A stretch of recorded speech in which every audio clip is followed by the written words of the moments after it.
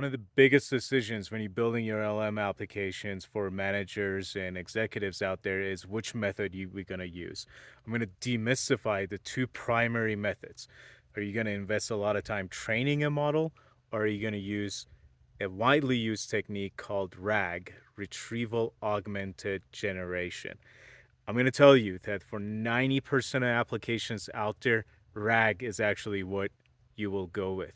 And if you haven't had enough success with RAG, take a look at our future posts where we give you a lot of the techniques to deal with that, or just drop me a message. And let me explain these two. So, the difference between training a model and RAG, training a model is like take an exam where you take a course for an entire semester, you really study the material, you'll learn it, and then you go to the exam and you take the exam from all your memory. This is very resource intensive, this process. Also, it's more prone to hallucinations because all your memory, all your data is kind of meshed in with the LLM long term memory as well. So it's more like that might hallucinate.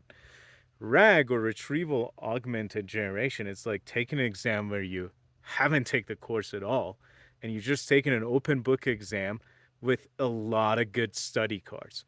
Imagine if you get a question in an exam and somebody just hands you the perfect study cards to answer that question.